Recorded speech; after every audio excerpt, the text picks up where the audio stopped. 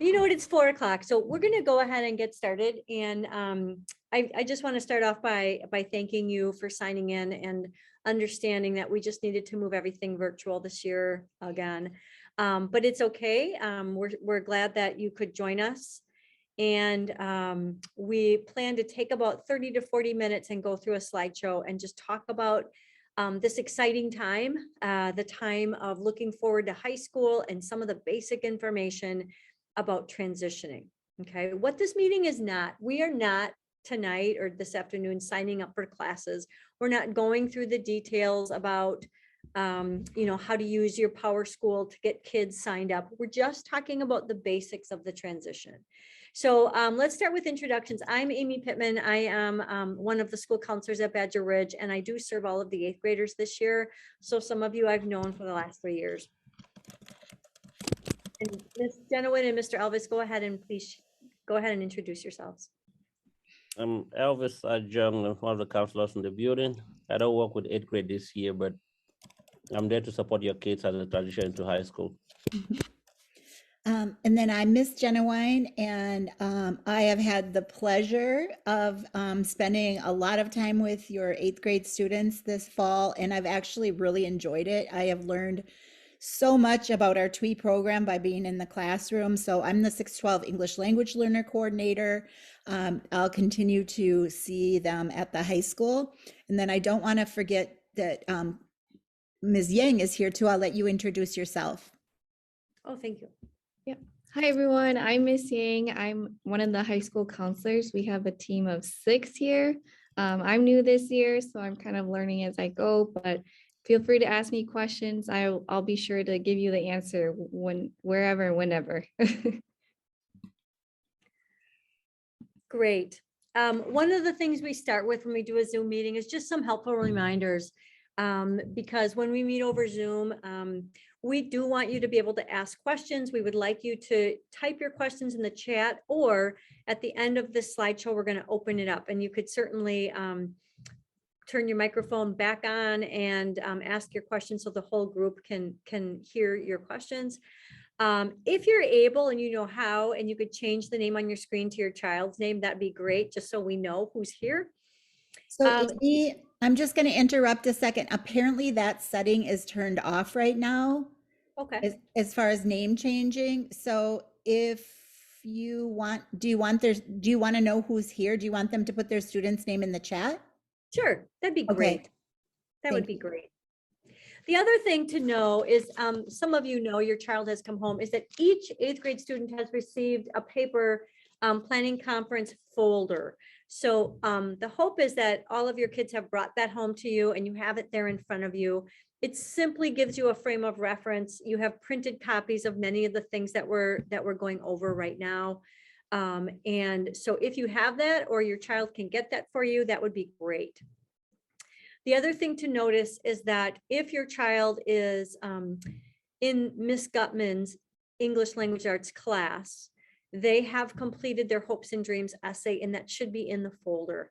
If your child has Mr. Collar for their language arts class, they're working on them and they're not done with them yet. But they should be completing them within the next couple of weeks. And our goal is that after this conference, your child reads that to you.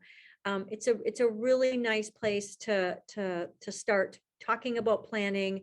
And sometimes the details of high school can feel a little stressful, but just having an idea of what their hopes and dreams are, and them knowing what your hopes and dreams are as parents, what you want for them, is a really nice way to kind of kick this process off of the transition from middle to high school.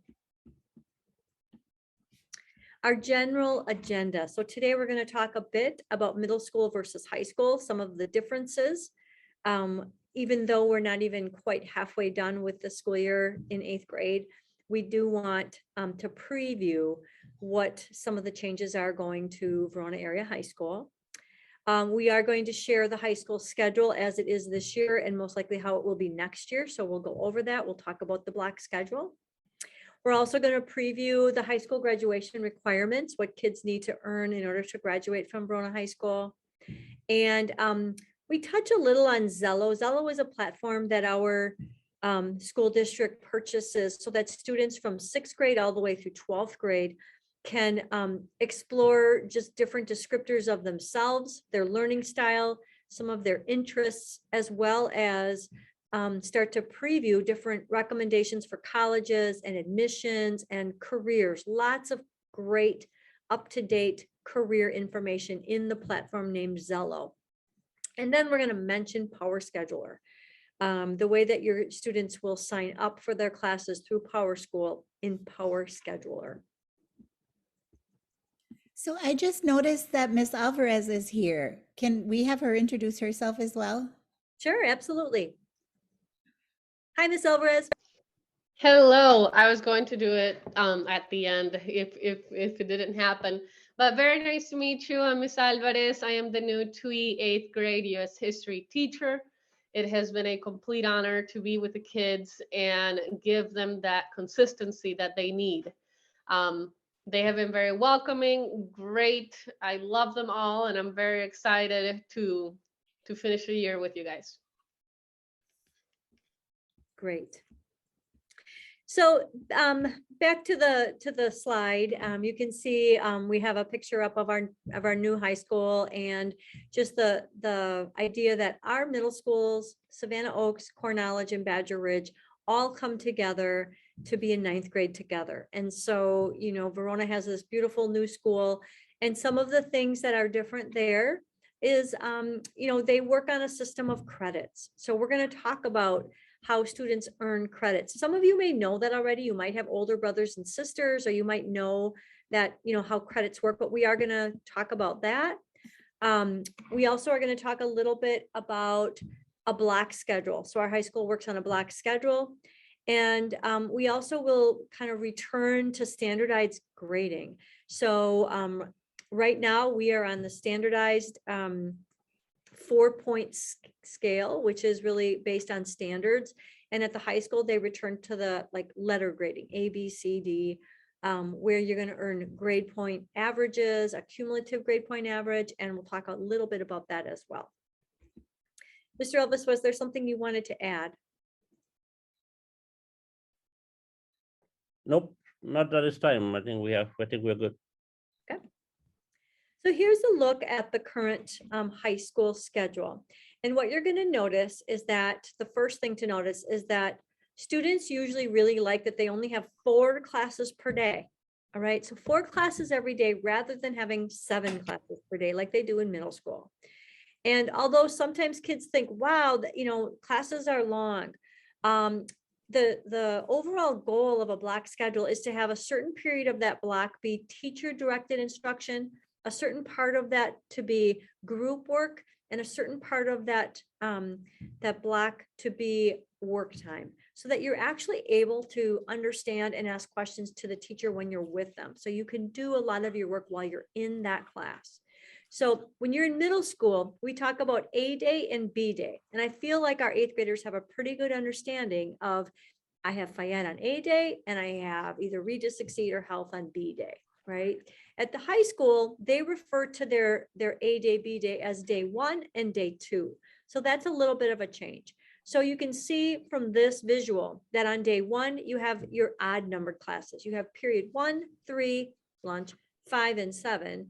And then on day 2, you have periods 2, 4, 6, and 7. The one piece that might look a little bit different is that 7th period you have every day. And that's called a skinny class. And a skinny class is a shorter class, so that it might be one of your electives, or it might be a study hall, but you have 7th period every day. But you would most likely have math and science 1st and 2nd, or language arts and social studies 1st and 2nd, and 3rd and 4th, you'd have math or science. So your core classes would usually be in that chunk of time. Also, for lunch, you'll notice that there's a label set that is named A+. And I tend to think about A+ the way that I think about recess. It's not recess. You don't go outside for A+, but you get to choose what you're going to do with that chunk of time. And most of the time you make your choices on a Friday. You go into your iPad during advisory and you select what you want to do the next week during that A+ chunk of time. So everybody signs up for what they want to do with that time. And you have 2 veins that you can choose. One is You can choose to do something fun. You can choose to sign up to play futsal or to maybe do some art work, or maybe to do board games, or just to do something that you want to try that's different and something that's a teacher is offering for you to do. It's not graded, but it is something that you need. When you sign up for it, you need to attend it. But you also might be a student that wants to do something academic during that A+ time. So you might have a math test coming up and you're like, oh, I really want to go to a math resource. I want to talk to a math teacher and ask questions. Or I have a paper due. I really want someone to proofread my paper and I want to go to an English resource during my A+ time for next week.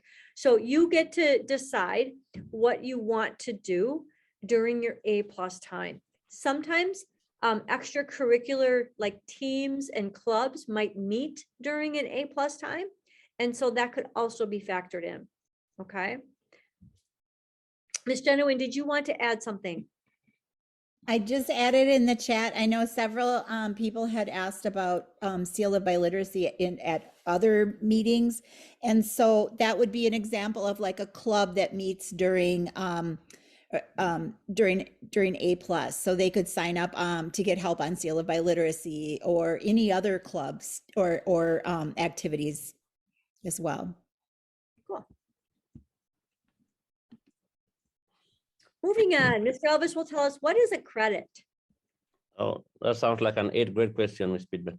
So a lot of students ask us in middle school, we talk about credit. What is credit? Credit is just a number of value attached to a class.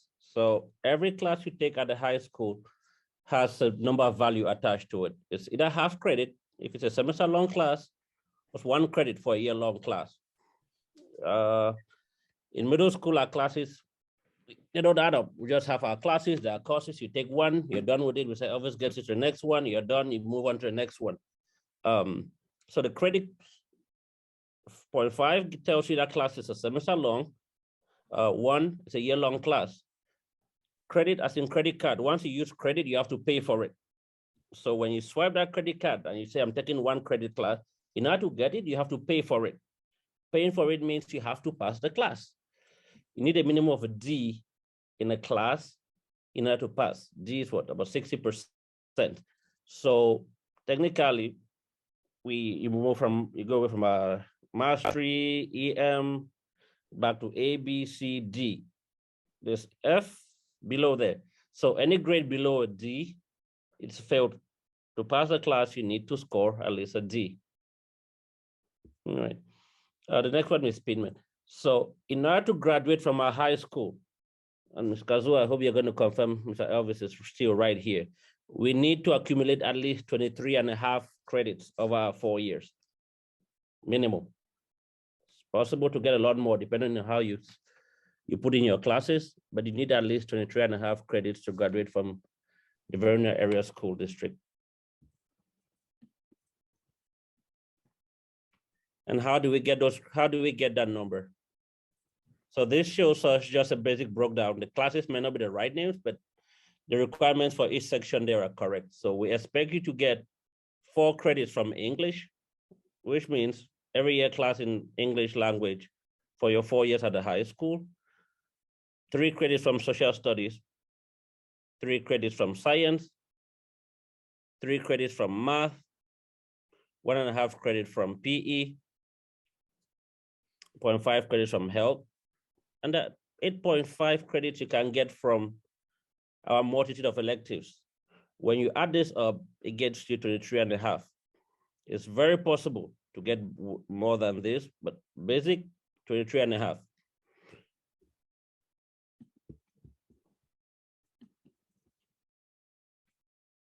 So this is 9th grade. This is more like 9th grade. How do we get to 23.5? It's added over 4 years, right? 9th grade, when we get you into the high school, we are sure that every student would have signed up for Foundations of English. That's the English credit. US history for social studies. Biology or biology to Spanish / Julie will explain a little bit more about that one for us, so I don't say something wrong. Math, that's 4. PE, that's 0.5. That's what every student gets. Then there are extra credits to add on there, which are down to choice. So you can go 6 if you do a study hall. You can do 6.5 with one semester of study hall. You can do 7 credits with no study hall. Julie, I'd like you to add to this slide for me, please.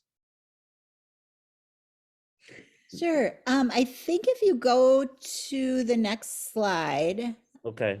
I think, okay. Oh, yep. Yeah. Oh, all right. So, so specifically for our students in the two-way immersion program, each year students will take one content area class, and we kind of consider the content area classes as those what we call core or the house classes at middle school. So it's English, math, science, or social studies.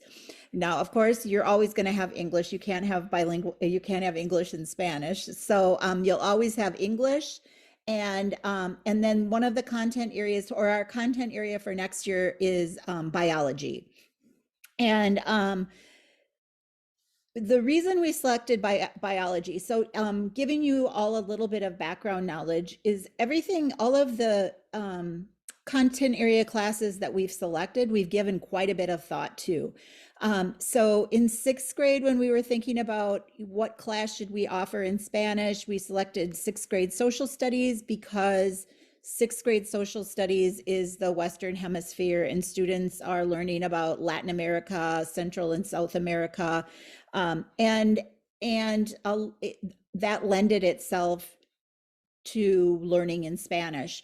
7th grade, we specifically selected life sciences because at the high school, biology is one of the most challenging classes. In the past, it has been one of the most failed classes. I don't know that it still is, but we thought in providing that foundational life sciences background in 7th grade, it would really boost the biology in Spanish in 9th grade. And much of the language in science, they're cognates, or they're very similar in English to Spanish. So so for 9th grade, we're going with biology. And then the world language selection, or the Spanish selection, that our 9th grade two-way immersion students would take, our Spanish, the class name is Spanish Literature and Language 1. And then the part below that says complementing the needs of English learners, we are working very hard to hire a bilingual math teacher as well. So depending on the needs of our English learners, our Spanish speaking newcomer students, or students that are recent arrivals and that would benefit from having a math class in Spanish, there may still be space for students that are taking geometry or algebra 1 or from the TWI program. So that's something that we can keep in mind. I don't think it's going to be a course selection, but don't be surprised if later, we ask if there are bilingual students that want to also take one of those classes in Spanish. So looking ahead to 10th, 11th, and 12th grade, we kind of have a plan laid out here. It's not set in stone yet, but this is pretty much what has been presented to the school board, what our team has been working on. And we're looking at 10th grade, going back to social studies. We have some really good classes that would lend to that as well. We have a Latin American, a Modern Revolutions class that is looking at conflict, modern day conflicts in Haiti, in Cuba, and Venezuela. So that may lend itself very well as well to being in Spanish. And it kind of shows the trajectory and choices for Spanish as well. We have AP Spanish language, AP Spanish literature. We would have even some youth options once getting to 11th and 12th grade. 11th grade content, thinking again about either social studies or science. We always want to make, students will always get the same credit in Spanish as a monolingual student would get. So biology in Spanish is worth the same credit as biology in English. And the same is true for any of the 10th, 11th, or 12th grade courses.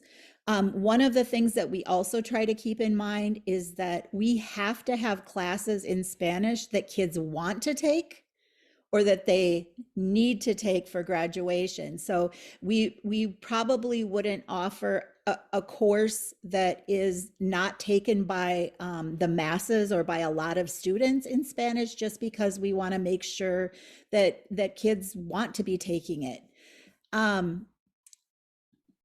I can open up to any questions about the trajectory or the future of courses in Spanish.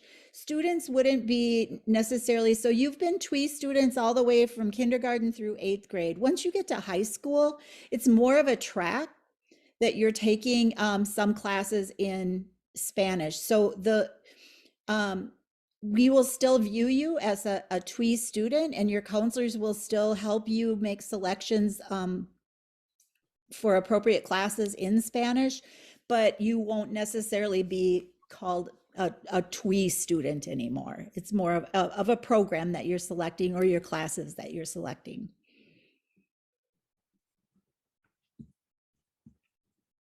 I'm going to keep moving forward if we keep going.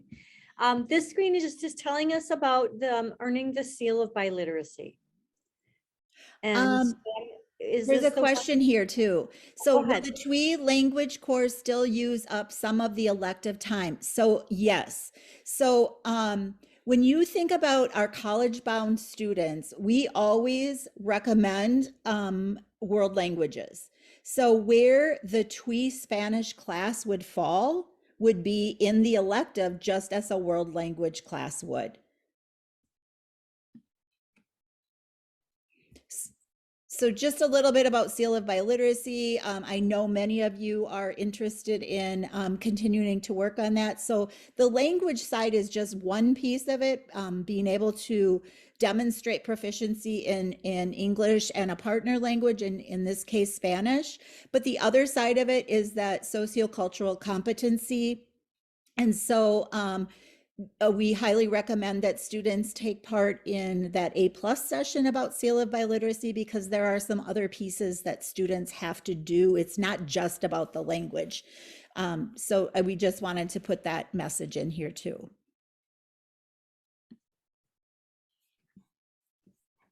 And the next piece just reminds students, if you're in this slideshow with us, to share with your parents your updates in Zello. So Zello is a platform that our school district has purchased, and it's got a lot of really interesting and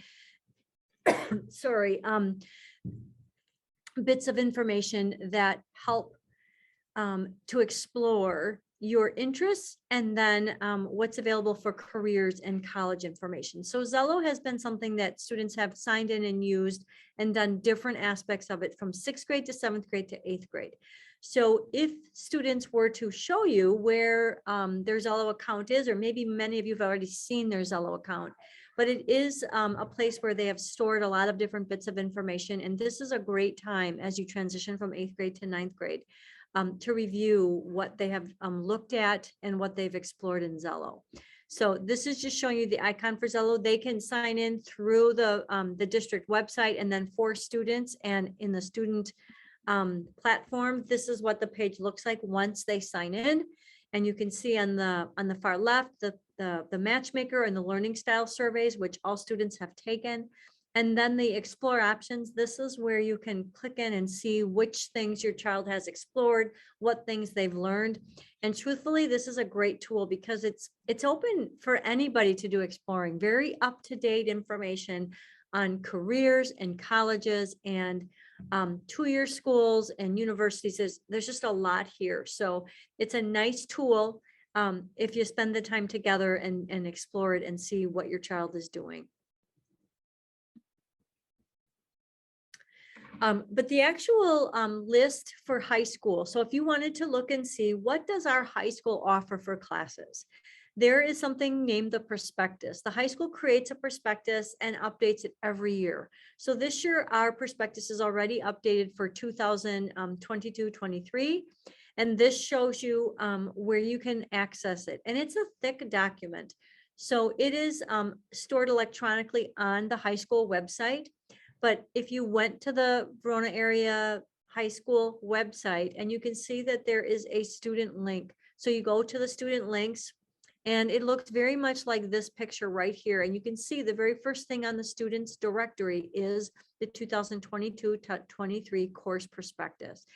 And when you click on the prospectus, and all of you should have this in your email. If you wanted a link to it, we can definitely put that in the chat at the end. But in your email, you'll see a direct link to click on that was sent out originally with this Zoom link. So you can open it easily, but you'll see a list of the classes, the departments, and you'll also be able to read about each class. So the description of every class that's taught in 9th grade, 10th grade, 11th grade, and 12th grade for next year is there. So you can take a look at anything. You can explore classes for your child to take next year, but you can also explore classes that are offered to our seniors. So it's a really valuable tool, and I can't stress it enough. In order to know what our high school offers, and let me tell you, our high school offers so many cool things, but to get involved and to know what's there, this is key. This prospectus is where it's at, and it is laborious to look at, just to be honest with you. There's a lot here, but it's worth the time to look and explore. This is a picture that shows you the names of the classes that are open for our 9th graders next year. Look at all of these classes. It's pretty cool. So the departments in our high school are agriculture, art, business, marketing, and IT, computer science, English, FACE, math, music, physical education and health, project Lead the Way, science, social studies, technology, education, and world language. So you can see that there are many things to explore. And I strongly encourage kids to just read about different things they might be interested in. Now, I will tell you, because it happens every year, we have so many awesome classes and only so much room in your schedule, right? So that does become something that a lot of kids are like, no, I want to take these 4 classes and I only have room for 1, or I only have room for a semester. So it is, sometimes it's really nice to map out which classes do you want to try as a freshman, which ones do you want to wait and try as a sophomore or a junior, but you'll see the list of the many different classes that are there. Also notice on this sheet, you'll see classes that have a little star in front of them, this little asterisk. And basically what that means is you can take these classes as a freshman, but the classes with a star need a prerequisite. That means you must take a class first semester in order to take that class second semester. So for example, you see where my cursor is under art, you can see ceramics 2. It has a star in it. Makes common sense. What class do you think you have to take before you take ceramics 2? You have to take ceramics 1, right? So you can't sign up for a class with a star before it until you read the prospectus of what's the prerequisite. That's a term that it's going to be really helpful to start to know, because certain classes, if you did put that on your schedule, you'll get kicked out, right? That means, oh, you didn't take the prerequisite. So it's just really good to know. If you're interested, for example, in photography or painting, look to see, oh, what do I need to take before I can take those classes? I can still take them, but I must take art foundations, or I must take foundations of digital media. So some of these classes serve as the prerequisite for the ones that have the star. This form also, I'm going to tell you, in your folder, it's on bright pink paper. So I'm telling you that because it's really nice, I think, if you're at all a visual, is to start to mark or highlight the classes that sound interesting to you before you even go to that prospectus, so that you have an idea of what things you want to look up. So it's here on the screen, but it's also printed in your folder on bright pink paper. Mr. Elvis, were you going to add something? Oh, I thought you were going to forget to remind them their kids have that one-stop sheet in their folder, so that's good. Were you going to add something about the course information fair, Mr. Elvis? Oh yeah, Can I Julie, add go ahead. one- No, no, take it. Okay. Can I Go add ahead. one thing about electives? So I know it's always something that our two-way immersion students are concerned about, losing any type of opportunities. I will say that freshmen in general have more limitations as to the number of electives that they can take. As students move on into 9th to 10th, 11th, and 12th grade, there are more periods in the day to try electives. And not only that, but our upperclassmen actually have first dibs on the classes. So you may be frustrated your first year in that you only really have 1 and 2.5 periods of electives to choose from, but that will get greater, and it's been something it's been that way for the last 20 years that I've been in the district, that as you get older, you have more options and more time in the day to take electives. And I encourage you to take advantage of, we have some really, really awesome, amazing choices.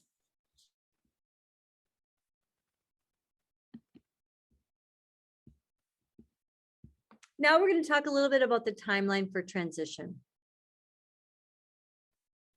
So today we are talking about specific things towards the TWI program and stuff. We're just starting to talk with parents, and most parents always say, oh, 8th grade, my kid is moved from 8th grade to middle school to high school. And we are like, no, just put it this way. Your kid is going from 8 to 9. It's a continuum. Your kid is ready for the next step. And between the middle school and the high school, we make sure that before the kids move out, every kid is ready. We're going to do everything it takes. So we are doing this now.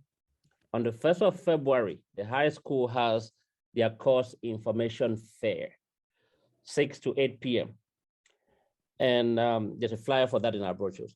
At that course information fair, every question you may have about any class you have in that brochure or in the course, I forgot the name of the book again. The prospectus. Prospectus. Any course you see in that prospectus and you have a second question, please plan to attend the course information fair. There you get to talk to the teachers who teach the classes, or you get to tour the building yourself. You get to see what it means. You get to ask what the class actually entails. Most often than not, most kids hurriedly say, oh, Mom, Dad, I have this form. I'm going to do 1, 2, 3 classes because their friends have told them that's what they're going to take. Take the time, go through the form with your kids, pick up those dates. On the 1st of February, take your kid over to the high school for the course information fair. There, every possible question would be answered. After the course info fair on Wednesday, February 2nd, high school counselors will come back to us here at Badger Ridge. We'll find a period in the day where the counselors will meet directly with your kids, go through the course scheduler, show them how to pick those classes, show them what it is we're going to work on, and then they go back to the high school. Then we have up to February 10th to make sure that the classes have been entered into Power School Scheduler. We would help every student to get through the point. By the 10th, everyone should be sure that their kids would have their classes in. Can I jump in again? I'm sorry to keep interrupting. So No, last you're not. night at the 5th to 6th grade transition meeting, we talked a little bit about the JOT form, or the selection to remain in TWI. And then this morning I had a meeting with with Dr. Romero Johnson. And apparently the selection went out to all TWI families about selecting to stay in TWI. If you do fill that out, great, and you'll still have the choice power to select your courses in Spanish. For those students that do not select courses in Spanish, we will probably be reaching out to you just to make sure that it wasn't done in error. So if you want to go ahead and fill out that JOT form, choosing to stay in TWI, that would be helpful. If you don't do it, we'll probably follow up with you.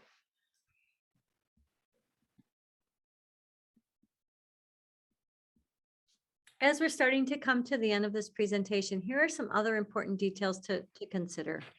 The first one is think about creating a 4-year plan. My opinion is that for some of us, I'm a visual learner and I like to lay out a plan and kind of map out what I'd like to have happen in high school or whatever. I'd like to have a map, but know that it's changeable. The only classes that you can truly sign up for this year is for 9th grade. So you're not going to be selecting your classes for 10th, 11th, and 12th. But having a map can be very helpful. And the reason is there are certain classes that you're not going to get to until you're a junior, or you're not going to get to. And in order to take a certain class, you'll want to map it back if it has prerequisites. So it can be helpful to lay it out. However, if mapping stuff like that stresses you out, I don't recommend that you have to do it, right? It's an optional thing to do. I think planning that type of a schedule is helpful, but not everybody feels that way. So I do encourage you to consider it. In your folder, there is a small form that you can see that you can map out your 9th grade classes and put your backups and your alternates, so that before you do enter your classes after February 2nd, you actually have them written somewhere. So you're not just clicking around saying, what do I want to put there? You know what you're putting in as your top choices and your backup classes. So I'm just an advocate to write things down and make a plan of what you're interested in. The other thing is consider participating in some extracurricular activities. Now, I know some of you, many of you probably already participate, whether it's in a club or a sport or some church activities or other things. But if you're looking for some new things to try, you also have a printed copy of the high school extracurriculars. And let me tell you, there are many of them. So I hope that you will pull that out of your folder tonight and just start to explore, because sometimes it's really healthy to step outside your comfort zone and try something new. There's a lot of different neat ways to get involved in high school. There's a model UN, United Nations, there's art club, there's a lot of different things to try. So just take a look at what the high school offers. You won't see the detail about them yet, like when do they meet and do they meet in the spring or the fall? But in general, those clubs are offered every year. It just depends on the advisor and when they meet. The other thing says pay attention to course prerequisites. I mentioned this earlier, and that is when you are looking through that course prospectus, or you're looking at this pink elective form, pay attention to the classes that have that star or say, you must take Ceramics 1 before you take Ceramics 2, or you must take this class before you can enroll. So that's an important one. Become familiar with the prerequisites. So Go ahead. there's a question in the chat about if students are filling out their 4-year plan and then they submit their course requests, what happens if they don't get into a course, and how is it decided who gets in and who doesn't? So Ms. Yang, you can correct me if I'm wrong, but I believe what happens is the schedule, essentially Power School kind of creates, we build the schedule, the high school builds the schedule as far as how the day looks for teachers and what periods classes will fall. What sometimes will happen is that a class just won't fit into a student's schedule, like it's at the same time as a class they need. In that case, they take it the next year. Typically, priority is given to upperclassmen as to when courses fill. So, however, one of the best things about Verona Area High School, and I don't know if they do it this way in all districts, but the requests that students have actually drives our FTE or our classes that we have. So if we have a whole nother class of students requesting Culinary 1, they will actually add another Culinary 1 class.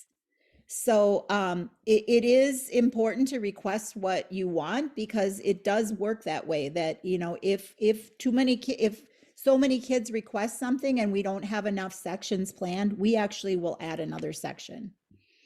And just to add to that, Judy, so last year, I don't know if it was COVID thing, and you guys are going to continue this year. Beyond having our 8th graders pick their selections as they're doing now, at some point in March or April, they actually opened up to have them go in and build those schedules. So kids knew a little bit earlier compared to other years as to if it's in or not. And you could start negotiating with your counselors to see how to,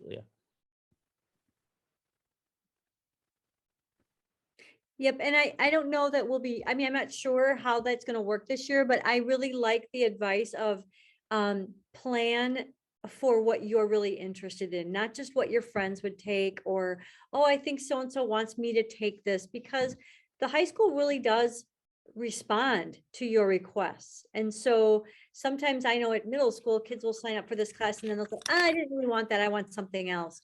That's why reading the description of your classes that you're signing up for in the course prospectus is super helpful compared to just guessing what the class is. Like sometimes kids will read a certain title of a class and they'll say, oh, I don't like that, or that sounds great, but they don't really know what the class is. So I do strongly encourage you to read about the descriptions of the classes. So I have two things to add to that. You as students, and encourage your students to be independent thinkers, because I have actually heard students say, hey, I want to take art foundations. Me too. Let's take art foundations. And it can't be about what you want to do, because there are probably 20 sections of art foundations. The likelihood of you being with a friend in that class is very minimal anyway. So you really want to be an independent thinker and select classes that are of interest to you. There's another question in the chat about summer school. So I'm actually really glad you brought that up. So another way to have as many opportunities as possible, not only to earn credits, but to have the experience, is we have, the high school has started offering in the last couple of years lots and lots of elective classes during summer school as well. So there have been things like automotive during the summer. There have been art classes in the summer. They've offered a Spanish seal of biliteracy class in the summer. There are classes that are remote in the summer. There are what we call blended classes as well, meaning that maybe they come to a class one day and then the rest of the week it's done either virtually or asynchronously. So that happens, that information will come later, I would say end of April, but there are lots and lots of credit bearing options at summer school.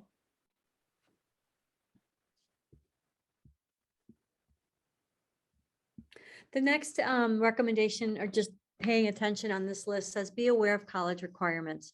Now, I don't want to stress people out on that one either, but I do want to just make sure that it's a good time to have an awareness. Most eighth graders do not know where they're going to go to college and what they're going to study. Some of them do. They're thinking already about, I think I know what I want to do. I think I'm considering this type of field. But in general, just realize that grades matter. And I'm saying that because your cumulative grade point average starts your freshman year.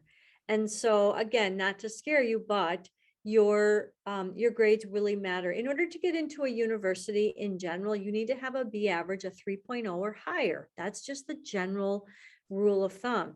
If you're looking at a more competitive school like UW-Madison, last year, I believe UW-Madison, their average grade point average for admittance was a 3.87. So I share that with you because I just think it's an important thing to realize that as you're moving forward, there's all kinds of awesome options after high school. And you may not know what you want to do, but one thing you want to do is you want to keep your doors open. That means you want to have as many opportunities at the end of your high school career so that you get to pick and choose what you do next, right? Four-year college doesn't have to be everybody's goal. However, for many of you, it will be your goal. But others of you, you might decide that you want to, you want to go and you want to join the Peace Corps, or you want to do a different experience. Some of you might join the military. There's a lot of things to do. So you want to have as many choices as possible. So keep your grades up. Also, many colleges want to see kids sticking with math, science, language arts, and social studies all 4 years, even though you don't need all 4 years to graduate from high school. It's just a good thing to keep in your mind, right?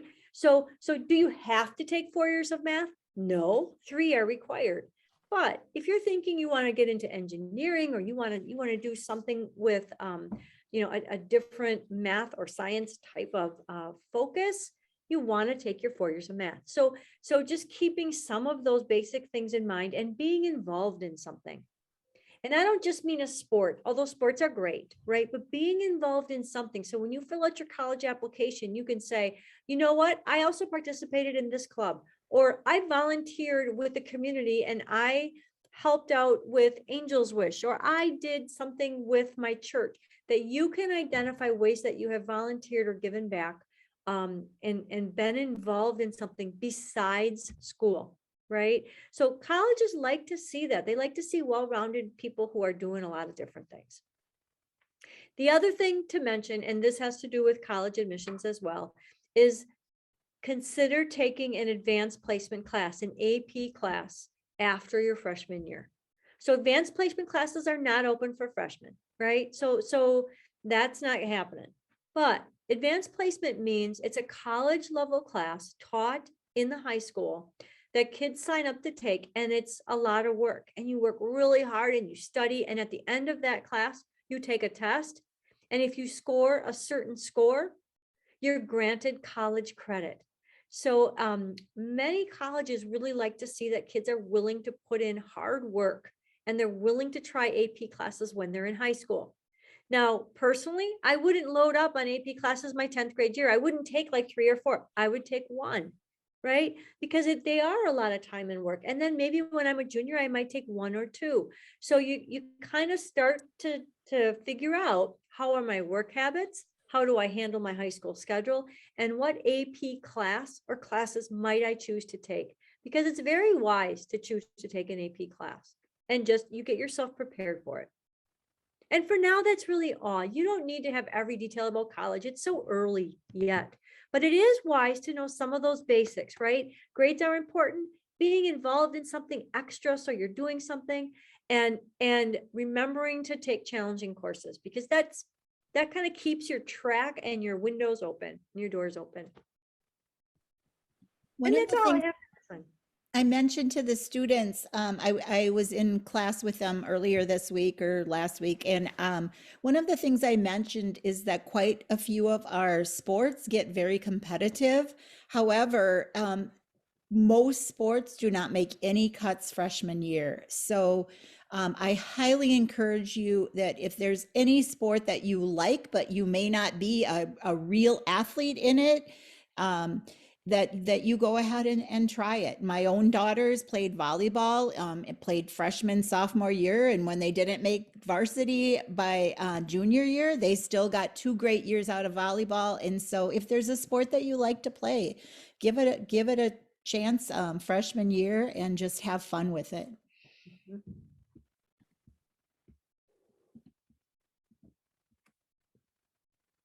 This is coming to the end of our presentation. So we are really glad that you are with us, and it's a good time to ask us questions.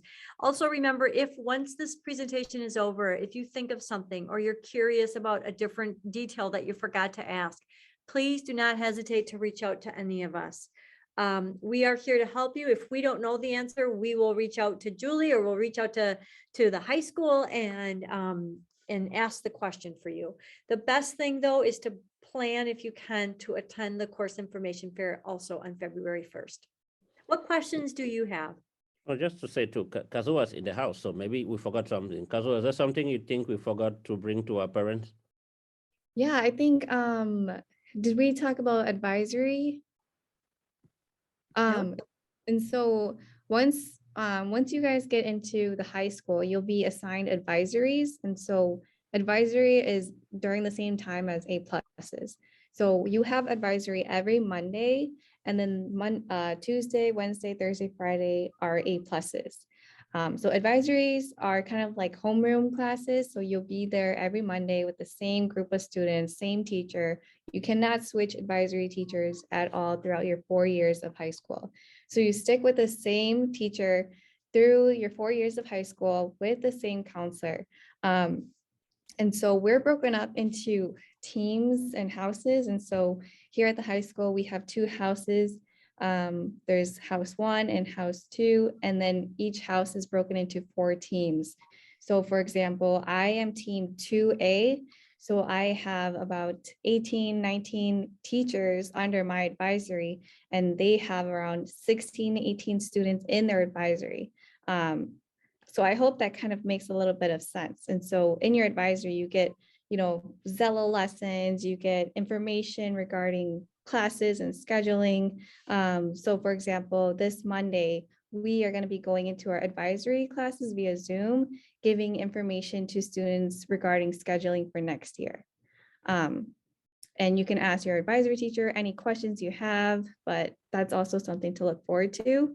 In addition to the course prospectus that we shared, there is also a pathways prospectus as well. So that kind of maps out, if you're a visual learner, it maps out what classes you can take. For example, art, you'll need to take art foundations first before you can take drawing 1, drawing 2. And so it kind of helps out with the prereqs and understanding what classes you need to take before a class. And that's also linked in the high school's website page as well. And then the 4-year plan, I think it's a really great plan to kind of help map out what students are going to take. It helps out, what you're thinking about doing in the future. During your junior year, we do junior year conferences. So we meet with students, we kind of talk about what your plans are after high school, whether it's, going into the trades, technical college, 4-year college, military, any of that. And so, that will also come and we can talk more with you, as it comes. And so, sorry, I'm like jumping around, but like, with A+, again, there are so many opportunities that you can, take part in. For example, myself and another colleague, we did college visits. So we coordinated with college representatives, and we had them come in and kind of give them information regarding to their institution. And so we just have so many great opportunities for you all. And I'm just so excited for you all to come. So yeah, shoot us with some answers or questions, and we can answer as best as we can. Julie, there's a TWI question in there. Is there a goal or plan to keep all TWI students with same advisory, so advisors very familiar with TWI program? Nope. And we have gone back and forth on all of these kinds of issues, or I wouldn't even call it an issue of just about what's best for kids. We are 100% building capacity with all of our counseling team so that they are very familiar with what to look for and how to help our emerging bilingual students continuing on that pathway to biliteracy. And so they will not all be in the same advisories. They will most likely have different counselors as well. And then after students submit their course selections, they're often eager to see their schedules. Can you explain the timing? So yeah, that is what Mr. Elvis was alluding to earlier. It's quite a process. I've had my hands in that pot for a long time. And it is like the largest jigsaw puzzle you've ever put together, because we work very hard to make as many students happy with their schedule as possible. In a perfect world, we like to kind of show students, we would love to be able to share schedules by the end of the school year. Often they're not finalized until even maybe the beginning of August, middle of August. But like Mr. Elvis said, there's a possibility that they may be able to see a rough schedule before the end of this school year. Yeah, and so right now what we're doing is we're kind of just collecting data of what classes your students or your kids want to take. And so the actual, scheduling, like, do you want math in the morning? That would come in during May, during the end of at the end of the school year. So that's what Ms. Genuine was kind of talking about. All right, for the math placement, hopefully before our kids have to enter their selections into Power Scheduler, our math teachers will have the math placements ready. So don't worry about parents and kids will be informed about those before they have to go in. And I'm seeing the question about with regarding to signing up for classes on Power School, is it first come, first serve? Here's what I know.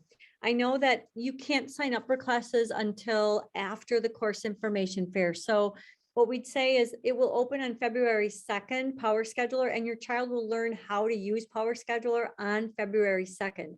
And between the 2nd and the 10th, it doesn't matter if you enter your classes on the 2nd or you enter them on the 10th. However, you don't want to be late.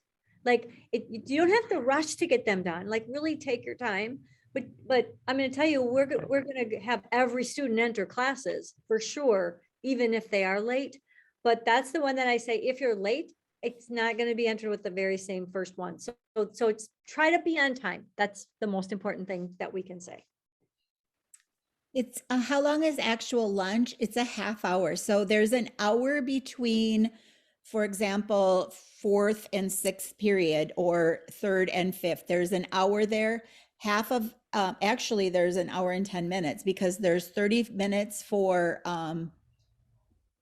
advisory or 8+, and there's 30 minutes for lunch. The other thing that is very different, like this was really hard for me to get used to at Badger Ridge, is with your little 3 minutes between classes and you guys barely have time to go to the bathroom. At the high school, no, it's a much bigger building, but there are 10 minutes between classes. So you have plenty of time to see your friends, to go to the bathroom and get to your next class.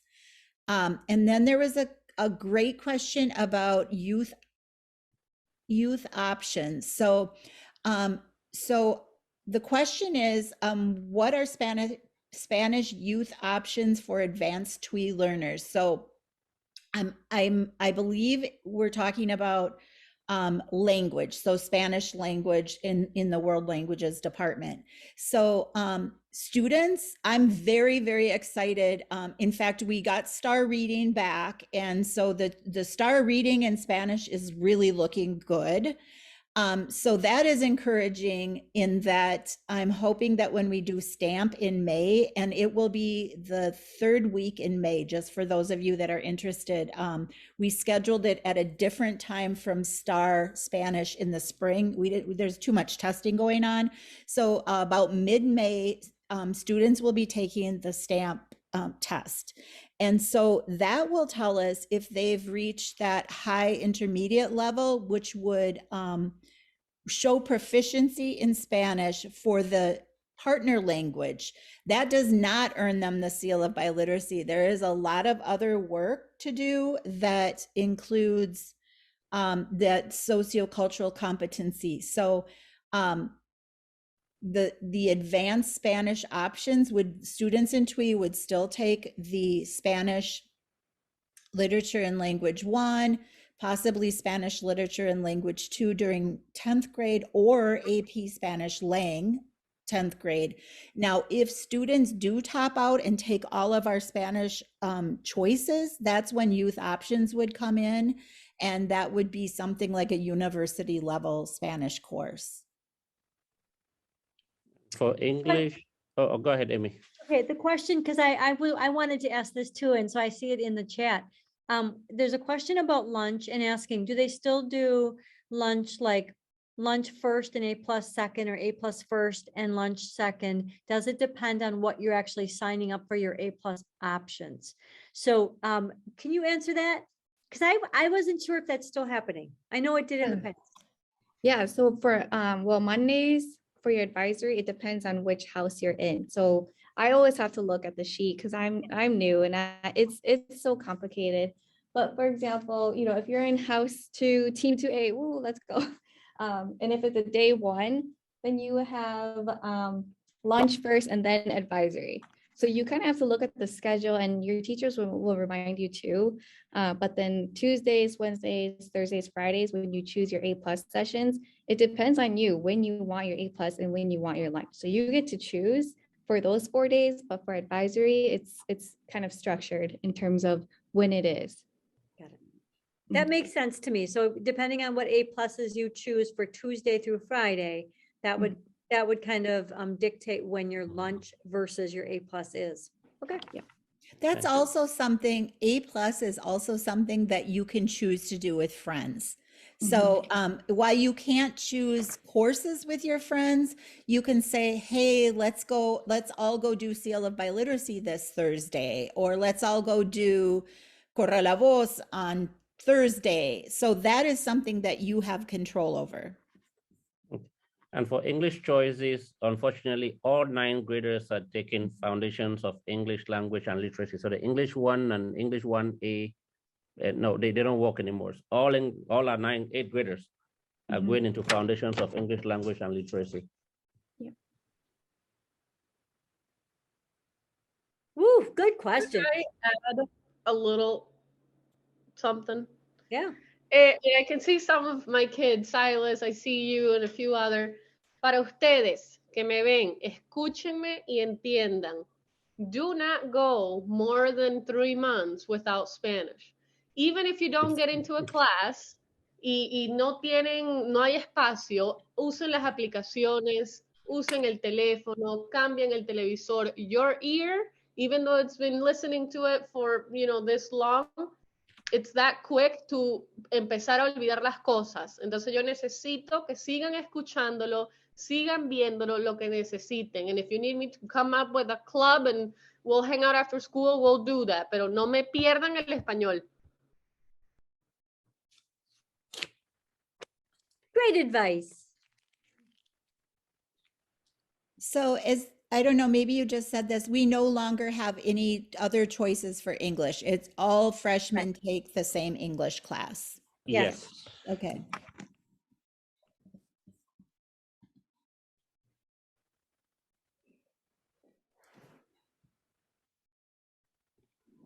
Well, great. We are really happy that you were able to join us, and I appreciate all of our guests that also were here. Thank you for joining us on this slideshow. Please remember, if you have any additional questions, to reach out to any of us, email or call. We are really excited to start previewing, even though it's early. It is an exciting time.